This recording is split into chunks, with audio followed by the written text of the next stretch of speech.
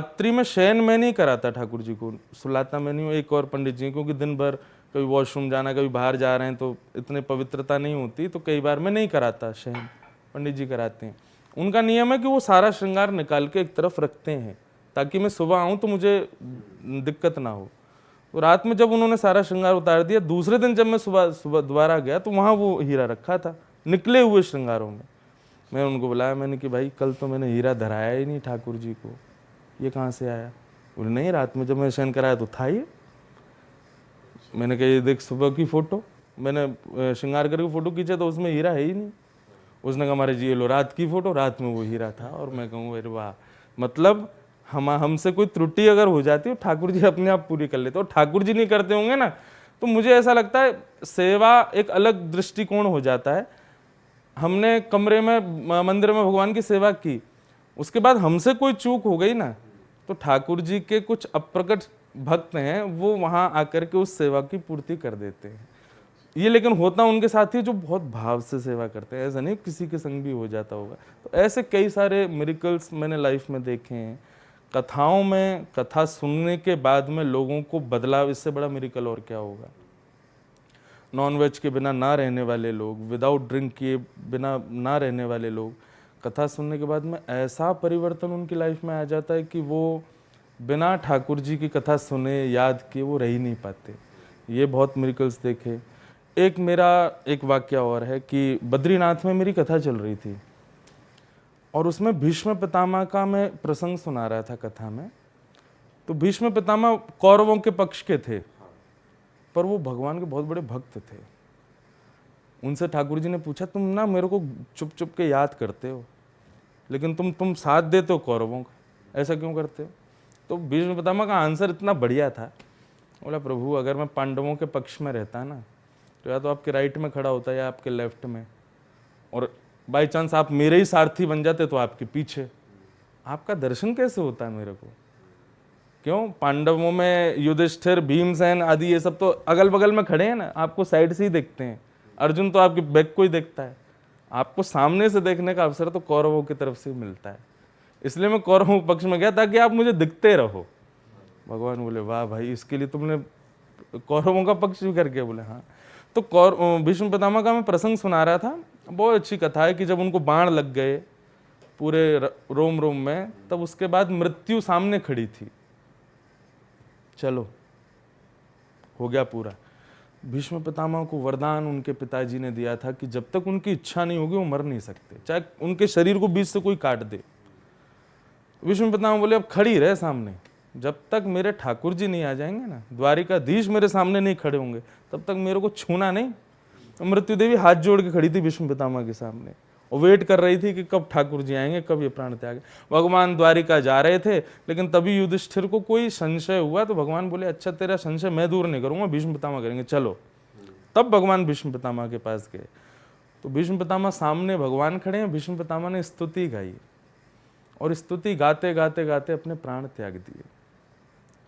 तो वहाँ एक बहुत पॉपुलर एक मैं कवित्त गाता हूँ कथा में, गा के सुनाऊं? इतना तो करना स्वामी, जब प्राण तन से निकले, गोविंद नाम लेकर जब प्राण तन से निकले, पीतांबरी कसी हो, मुखड़े पे कुछ हंसी हो, छवि मन में ये बसी हो, जब प्राण तन से निकले। हमारी लाइफ का सबसे बड़ा ट्रुथ क्या है? डेथ। हम लाइफ में कुछ अचीवमेंट कर पाएंगे, कितना पैसा कमा पाएंगे, क्या पाएंगे, ये कुछ भी ट्रुथ नहीं है। बट हम एक दिन मर जाएंगे, सबको पता है। आदमी हर उस चीज की व्यवस्था करता है जो उसके पास नहीं है। घर नहीं है, बनाता है। गाड़ी नहीं है, खरीदता है। पत्नी नहीं है, ब्याह करता है।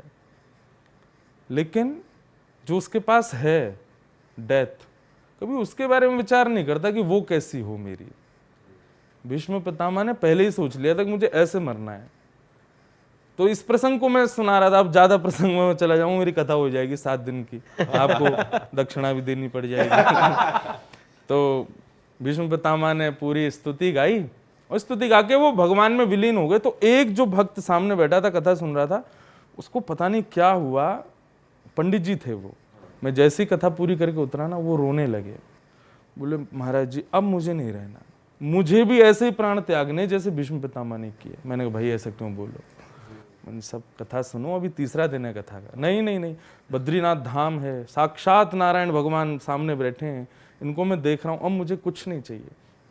अच्छा, कथा में ऐसे बोलने वाले लोग मिल जाते हैं, तो मैं ऐसे, मैंने अरे ठीक है, मैं निकल गया।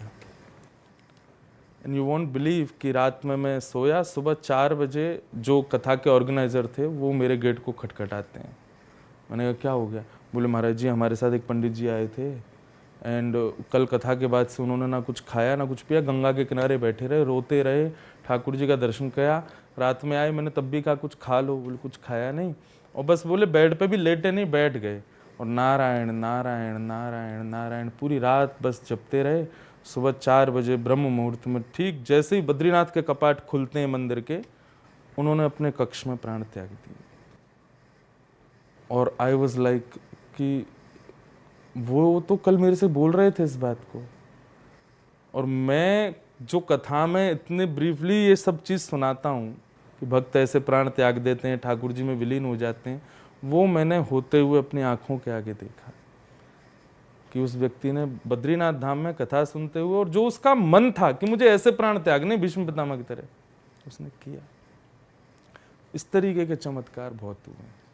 महाराज जी जैसे महाभारत में या त्रेता युग में ले लो आप, तो वरदान होते थे, वरदान मांगते थे और वरदान मिल भी जाते थे। कलयुग में भी ऐसा पॉसिबल है कि इंसान में ऐसी कैपेबिलिटी है कि वो वरदान मांग सकता है और देने वाले भी हैं। कलयुग में सब पॉसिबल है, एवरीथिंग इज पॉसिबल। जो त्रेता सतयुग और उसमें था, बट कलयुग के लोग बड़े खतरनाक हैं, कुछ भी मांग सकते हैं। इसलिए मिल नहीं रहा। दैट्स वाई अभी क्या हो गया है कि देखो, आप तब भी देखो, वरदान मांगने से पहले उसकी तपस्या देखो कितनी भयानक उसको करनी पड़ती थी। घर छोड़ना पड़ता था, भोजन छोड़ना पड़ता था, एकांत में रहना पड़ता था, हिमालय पर बिना वस्त्रों के रहो। आज का कलयुग का कर पाएगा? पॉसिबल ही नहीं है। आज मैं कह रहा हूँ घर छोड़ दे, भोजन छोड़ दे। अब कई लोग होते हैं मेरे को यूथ के बोल देते हैं हम तो छोड़ देंगे, हम भी तपस्या। तू फोन छोड़ दे, सोशल मीडिया छोड़ के दिखा। आज पता है मेरे को, आज एकादशी है, व्रत है मेरा, लेकिन मैं अपनी कथा में कहता हूँ अन्न त्यागना बहुत इजी है, फैमिली छोड़ना बहुत इजी है, बट सोशल लाइफ छोड़ना बहुत डिफिकल्ट है। आगामी 50 साल बाद जब हम लोग बुजुर्ग हो जाएंगे ना, मुझे ऐसा लगता है कि जैसे हम लोग अभी जब छोटे थे तब क्या होता था, आपने सुना होगा, वो सुपारी देते थे, भाई उसको मरवाओ, उसको उठवाओ, उसकी डकैती डलवाओ, ऐसा करवाओ। 50 साल बाद की सुपारी ऐसी रहेगी कि ए भाई उसका फ़ोन उठा ला। क्यों? फ़ोन उठा के लाया, वो आधा हो जाएगा उसी समय उसका मतलब आगामी समय में without oxygen, without water, without everything मानव रह लेगा। बट उसके अगर प्राण लेने हैं आपको तो उसका फ़ोन चोरी कर लो या उसके सोशल अकाउंट्स हैक कर लो, वो उसी से ही प्राण निकल जाने। इतना आदी हो चुके हैं हम लोग इसके। इंद्रेश जी, ये 50 साल बाद नहीं, अभी भी लागू है ये चीज़। हाँ जी, अभी भी उतना ही दुख होगा भाई साहब। अगर किसी घर में वाईफाई लगा है और 4 कमरों में 4 लोग सोए, वाईफाई का कनेक्शन बंद करवा दो, 4 लोग बाहर आ जाएंगे, बात करने लगेंगे, भाई क्या हो गया, बेचैनी सी होने लग जाती है। तो आपका क्वेश्चन क्या था कि वरदान, पहले तपस्या तो कर ले तब वरदान मिलेगा। क्यों नहीं मिलेगा? निश्चित मिलेगा। कंफर्ट जोन से बाहर निकलें, थोड़ा बहुत शरीर से थोड़ा तप करें, थोड़ा त्याग करें वस्तुओं का, फिर मांगो, जो मांगोगे मिलेगा। अब ये क्यों होते हैं व्रत वगैरह? हनुमान जी पर हर मंगलवार चोला चढ़ाओ, या इतने 1.25 मन लड्डू का भोग लगाओ, या गणेश जी पे फ्राइडे को घास चढ़ाओ, वो दूर्बा चढ़ाओ। ये सब ये उपाय हैं भाई, किसी भी रूप में सही। घर से उठ के तो जाएगा, थोड़ा तो तप करेगा, नहा धो के जाएगा, तिलक लगाएगा, मंदिर में जाके किसी को दान दक्षिणा करके आएगा। ये सब तप के निधान है, और इन छोटी छोटी चीज़ों करने से लोगों की मनोकामनाएं पूरी हो जाती हैं। तो वरदान क्यों नहीं मिलेगा? आदमी करे तो सही। सर इन चीज़ों में ना आजकल इंसान लॉजिक बहुत ढूंढने लग गया है हर चीज़ में। क्योंकि यूथ भी ना ये सोचता है कि क्या करेंगे मंदिर जाके, आजकल ये भी लॉजिक आ गया कि घर पे ही अपने हाथ जोड़ लो, घर पे ही कि मतलब बहुत सारे ना लोग एक्सक्यूजेस की तरह चीज़ें ढूंढ लेते हैं कि भगवान तो हमारे अंदर है, हमें मंदिर जाने की क्या ज़रूरत है, ये शिव जी पे दूध क्यों चढ़ाना है, ये गणेश जी पे ये क्यों चढ़ाना है, भगवान तो हमसे कुछ नहीं मांगते। तो ऐसे आंसर, इसका आंसर क्या लॉजिकली क्या दे सकते हैं हम? लॉजिकली नॉर्मल देखो, कितना भी लॉजिक दे दें, जिसका स्वभाव कुतर्की है ना वो कुतर्की ही रहेगा। एक चीज़ का आंसर दे दो, उस पर दूसरा क्वेश्चन रखा है। दूसरा, कई चीज़ें ऐसी होती हैं, हम लोग मैथ्स में पढ़ते थे प्रोबेबिलिटी, कई बार हमको मानना पड़ता है कि है तो है, ऐसा है तो है। जैसे हम स्कूल में हमको डेफिनेशन बताई जाती थी कि भाई ये इसकी डेफिनेशन है, तो हम मानते थे, हम स्वीकार करते थे। कई चीज़ें ऐसी होती हैं उनको स्वीकार करना पड़ता, भाई ये ऐसा है तो ऐसा करना ही है। रही बात, वो बोलते हैं हम घर पर बैठ के हाथ जोड़ना, भाई इतने बड़े वाले भक्त नहीं हो आप कि आपको घर बैठे ही हाथ जोड़ने से भगवत दर्शन हो जाए। एक बार मुंबई में मेरी कथा चल रही थी, तो एक लड़के को बड़ी अच्छी लगी कथा। उसने कहा महाराज जी मुझे क्या करना चाहिए? मैंने कहा भजन किया करो, ठाकुर जी का स्मरण किया करो, माला जप दिया, तो हाथ से वो माला जपने लगा। 2-3 दिन बाद मेरे पास आया, महाराज जी मैं ना आँख बंद करके भजन नहीं कर पा रहा। मैंने क्यों? बोले हाथ में तो कृष्ण नाम रहता है, लेकिन आंख बंद करता हूँ मुझे अप्सराएं दिखाई देती हैं, मेरा मन बिल्कुल विचलित हो जाता है।